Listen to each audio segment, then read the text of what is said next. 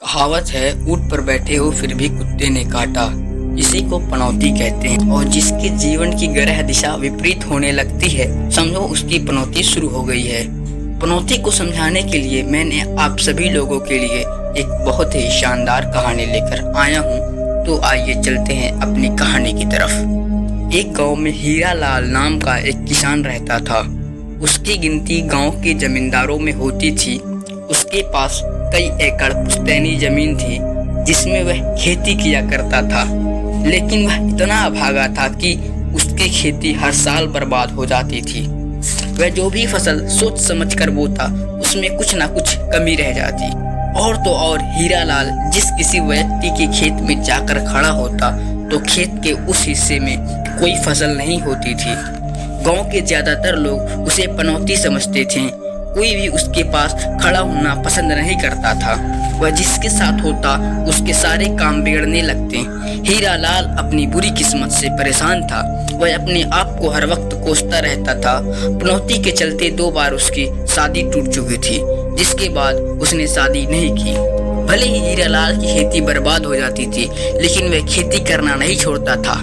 इस साल मौसम विभाग की जानकारियों के अनुसार जोरदार बारिश होने की उम्मीद थी, जिसके चलते गांव के लोगों में खेती को लेकर डर बना हुआ था। सभी को लग रहा था कहीं ऐसा ना हो हमारी फसलें बर्बाद हो जाएं। लेकिन वहीं दूसरी ओर हीरा लाल के आत्मविश्वास में कोई कमी नहीं और वह बिना डरे अपने खेतों में जुताई करवा रहा था। हीरा लाल को नुकसान झेलने की आदत थी। गांव के किसान डरे हुए होने के बावजूद एक उम्मीद में अपने खेतों में बीज बोने लगते हैं। हीरा लाल अपने गांव के कई खेतों में जायजा लेने के लिए चक्कर लगाता है, लेकिन किसी खेत के अंदर प्रवेश नहीं करता, क्योंकि उसे अच्छे से पता है कि वह एक पनौती है। अगर उसने किसी के खेतों में कदम रख दिया और अगर उस जगह फसल नहीं हुई तो इल्जाम उसी पर आएगा। हालांकि वह इस बात से अंदर ही अंदर दुखी रहता था, लेकिन वह अपने दिल का दर्द छुपाकर अपने कामों में लगा रहता था। गांव के सभी लोगों ने बुआई कर ली थी।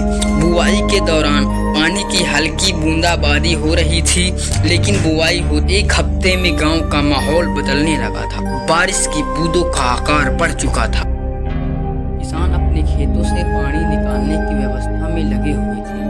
किसानों के चेहरों पे साफ साफ बारिश का डर नजर आ रहा था, लेकिन हीरा लाल के चेहरे में शिकन तक नहीं था। वह बारिश से बेखौफ होकर अपने खेतों में टहल रहा था।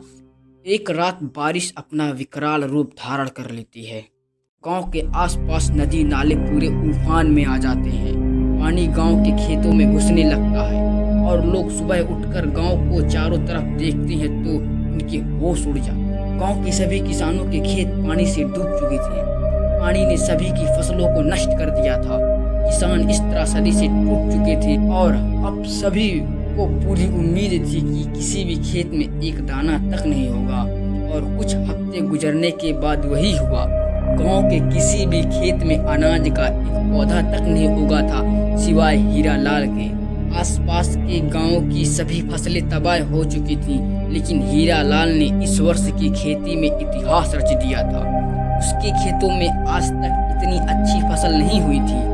उसे खुद इस बात पर यकीन नहीं हो रहा था। दूर दूर के गांव से लोग हीरा लाल के खेत को देखने आ रहे थे। सब यह जानना चाहते थे कि हीरा लाल ने किस तरह के बीज और खाद का इस्तेमाल किया है कि इतनी खतरनाक बारिश में भी इसके खेतों की फसल बर्बाद नहीं हुई। हीरा लाल मन ही मन प्रसन्न था, लेकिन कहीं न कहीं उसे अचंभा लग रहा था कि आखिर क्यों सबके खेत बर्बाद हो गए, लेकिन उसके खेतों को कुछ नहीं हुआ। गांव वालों की नज़र में हीरा लाल के माथे से पनौती का ठप्पा हट चुका था।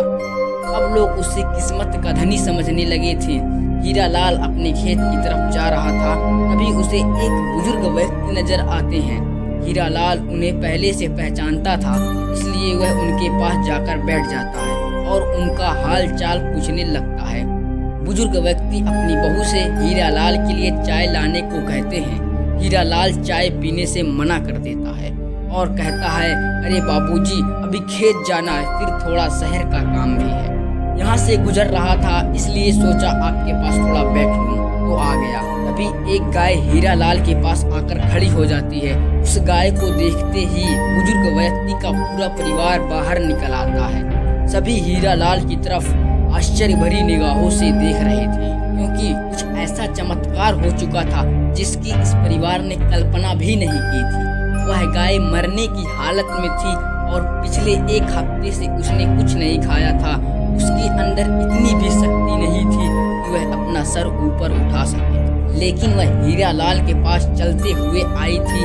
परिवार के लोग इस गाय को बहुत प्यार करते थे और उसका इलाज भी करवा रहे थे, लेकिन गाय की हालत दिन ब दिन गंभीर होती जा रही थी। लेकिन आज जो हुआ, उसने हीरालाल को सबकी नज़रों में एक फरिश्ता बना दिया था। धीरे धीरे गांव में यह बात फैल जाती है कि हीरालाल के आने से बिगड़े हुए काम भी बन जाते। जैसे ही हीरालाल को पता चलता है कि लोग उसे अब चमत्कारी व्यक्ति समझने लगे हैं, उसे अपनी कुंडली पे आशंका होती है और वह एक प्रसिद्ध ज्योतिषी के पास अपनी कुंडली लेकर पहुंच जाता है। ज्योतिष आचार्य हीरालाल की कुंडली देखते ही मुस्कुराने लगते हैं। ज्योतिष बहुत ज्ञानी थे और वह हीरालाल के ग्रहों और नक्षत्रों से उसके साथ हो रहे चमत्कार को देख लेते हैं। वह हीरालाल से कहते हैं, तुम्हारी कुंडली योग कह रहा है कि तुम किसी भी व्यक्ति के बिगड़े हुए काम बना सकते हो, लेकिन उन्हीं ग्रहों का दुष्परिणाम यह भी है कि तुम्हारी वजह से लोगों के बने हुए काम बिगड़ भी सकते और यह तुम्हारी मौजूदगी पर आधारित है। अर्थात यदि तुम किसी अच्छे कार्य में जाओगे तो उस कार्य के खराब होने के आसार बनेंगे, लेकिन यदि किसी समस्या या तकलीफ में फंसे व्यक्ति के पास